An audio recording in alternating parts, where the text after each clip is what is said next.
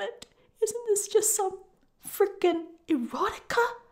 Who wrote these lyrics? What mountain is Chunshan? Qingjing Peak? Changjiu Mountain? Changjiu Mountain sex gonna wipe out your entire family in a minute flat, okay? Exactly how was this gossip's reach so wide that not only had it infested the borderlands, even the over-the-top erotica in bookshops was milking it for content, as if he and Luo Binghe had been caught rolling in the streets in front of the whole world. Zhuzi-lang let out a chuckle and turned. Master Shen, are you interested in this ballad? Shen Qingqiu looked at him coldly. Zhuzi-lang hurriedly corrected the expression on his face, but he still struggled to hold it in.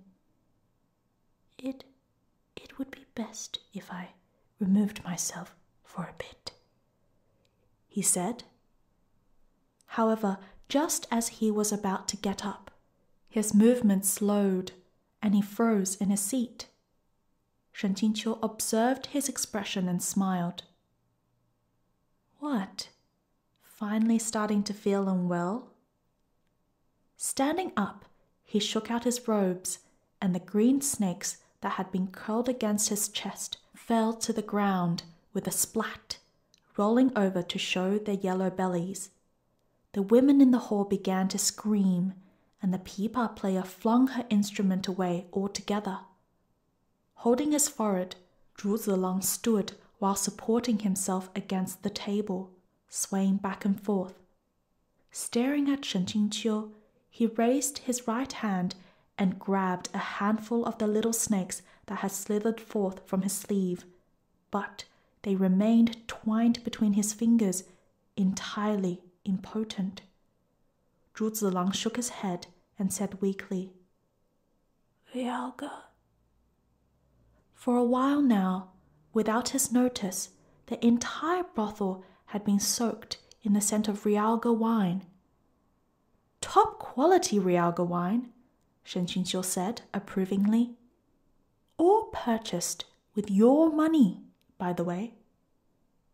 His assistants didn't need to be superhuman. With a couple of whispers, the brothel girls accepted Shen Qingqiu's money and secretly purchased the entire town's stash of Realga wine, then placed it all around the warm red pavilion and fanned the fumes as it boiled. After it boiled all night, no member of the snake tribe would be able to resist swooning under its influence. Zhuzi-lang's guard might have been up, but he'd been aiming to prevent Shen Qingqiu from contacting other cultivators, not these brothel girls. In the end, he'd been too careless. When Zhuzi-lang raised his head, the whites of his eyes had turned gold, his pupils elongated into slits at a speed visible to the naked eye. His face had also begun to change shape. Shen Qingqiu quickly opened the door. Aren't you going to leave? He asked the prostitutes, huddled and shivering in the corner. The women immediately began fighting to run outside. The pipa player was last, her movements deft. Shen Qingqiu stuffed a bag of silver in her sash, compensation for her pipa, then closed the door behind them. When he turned around again, where Zhuzi-lang had once stood, a giant jade-green serpent was coiled, its body thick enough to be encircled by 3 men with their arms outstretched. The giant serpent's head was enormous and triangular, its large yellow eyes like copper bells, its pupils the finest of lines. It seemed dizzy, like its thin neck was unable to hold up that heavy head, which kept drooping. The Realga wine's effect had exceeded Shen Qingqiu's expectations. It had forced Zhuzi-lang to reveal his original form. Now, this was a bit of a headache for Shen Qingqiu. He picked up a nearby folding fan that someone had abandoned and snapped it open, giving it a couple of waves. the giant serpent slithered toward him and looped around him twice as if to wrap him up, but Shen Qingqiu easily jumped free. The giant serpent roiled and twined, then burst out of the building like it was drunk, crashing down in the middle of the street and alarming the passerby, who screamed and fled in all directions. Shen Qingqiu followed it down from the upper floor and shouted, "Going outside is useless! The entire town is filled with the smell of Realga wine!" A piercing shriek erupted from the giant serpent's mouth. It shook its head and thrashed its tail in its spot on the road. Shen Qingqiu decided to draw it away from places with large volumes of people, and he flew to leap onto the serpent's head. Whenever it moved in the wrong direction or was about to crash into a passerby or residence, Shen Qingqiu jabbed the side of its head with its fan. The serpent's scales were like armor, and they made a great rumbling sound as it slithered over the ground. Shen Qingqiu often had to pour large amounts of spiritual energy into the fan before he could make the snake change direction. In this manner, he just barely managed to pilot it towards the edge of town. After taking his money, the brothel girls had done their job with everything they had. No one could say how much Realga wine they'd boiled. Carried by the wind, the smell drifted far and wide. Even after finally arriving at the foot of a nearby mountain, it still continued to waft toward them from uphill. The giant serpent was overwhelmed by the smell to the point of agony, and moreover, Shen Qingqiu had jabbed and poked and ridden it all the way here. Exhausted and spent, he could no longer move. Deciding they were far enough from the city, Shen Qingqiu finally jumped down. The giant serpent was weak and dispirited. Its head sagged, while its body was coiled like a meandering mountain road. Although I'm very interested in filling in plot holes, I have no interest in immigrating to the demon realm, said Shen Qingqiu. Besides, I already have enough on my plate to drive me mad. Since you can't remove the heavenly demon blood, you can forget about the repayment or whatever. Xizhi-lang, goodbye. Shen Qingqiu was incredibly afraid that once the wine's effect dissipated, Zhuzi-lang would return to his original form and release another torrent of snakes to ensnare him. So he ran like the wind.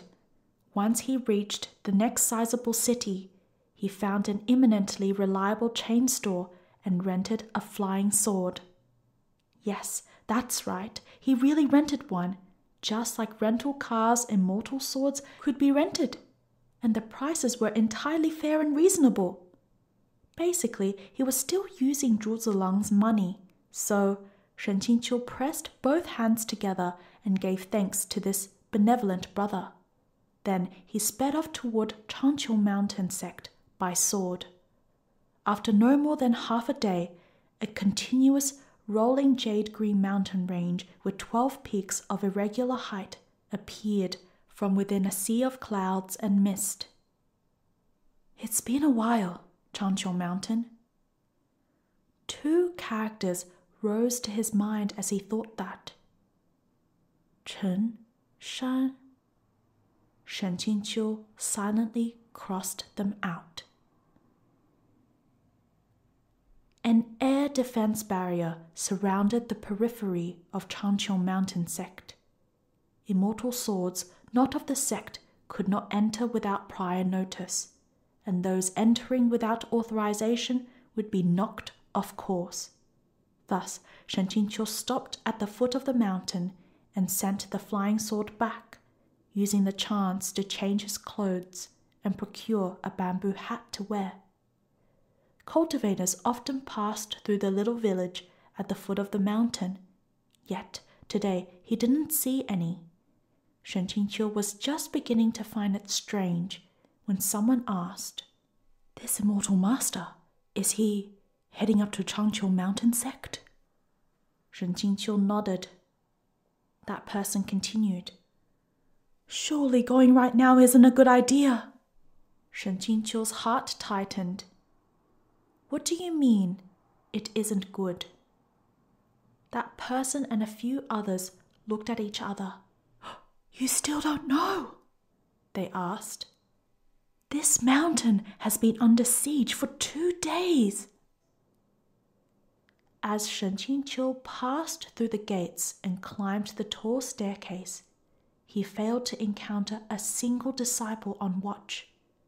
The ominous premonition in Shen Qingqiu's heart grew stronger and stronger. He leapt up multiple steps at once, dashing upward. The further up he went, the clearer it became that, in many stretches of the sky above Qiongding Peak, thick black smoke roiled, intermingled with a flash of lightning and crash of thunder. The summit of Qiongding Peak was an absolute mess. The mountain forests in flames, the ground littered with icicles, the eaves of roofs collapsed and destroyed like they'd been through multiple brutal battles. Outside Qiongding Hall, 2 distinct factions faced each other. On one side were the human cultivators, some standing and some on the ground, while Mu Qingfan shuttled busily back and forth between them. On the other side were demon soldiers in black armor, a dense legion with an awe-inspiring presence. Though there seemed to be a temporary ceasefire, the moment someone drew their sword even a mote, the tension that drifted in the air like gunpowder would reignite. It looked like Luo Binghe was no longer bothering to hide his identity, and Shen Qingqiu was not surprised. Luo Binghe's bloodline reveal in the original work had been around this time as well. His momentum as he climbed to the top of demonkind was by this point unstoppable, and he had already thoroughly brainwashed Huanhua Palace, reshaping them until they were perfectly submissive to him. With his footing secured, he of course no longer needed to be secretive. The only difference between this formal shedding of pretenses and the scenario in the original were the setting and synopsis. Though the disciples on the peaks had to wear uniforms, there were also many acclaimed cultivators who weren't subject to these restrictions, and so no one paid particular attention to Shen Qingqiu's out-of-place attire. He squeezed his way through the crowd until he was standing before the hall entrance and peered inside. Yue Qingyuan sat there with his eyes closed while Liu Qingge stood behind him, palm pressed against his back. The ripples of spiritual energy around their bodies seemed rather unstable. In all likelihood, neither of their situations were good. Shen Qingqiu had finally reunited with his sect leader and unfortunate martial brother, only to find them in such a sorry state, a state that he'd put them into. Guilt welled within Shen Qingqiu's heart, but when he turned again, his breath stuttered. Luo Binghe was standing at the other side of the great hall, a heavy air around him. He was wearing black, which made his skin shine translucently pale in comparison. His eyes were dark as pitch, but also blisteringly bright, and his expression was cold and dispassionate, yet the air around him struck a fearful unrest in others. Mo Beijun stood behind him. Though it was the position of a deputy, his head was slightly raised, like an ice statue to whom haughtiness was second nature. Yue Qingyuan suddenly opened his eyes. "Sect leader, are you all right?"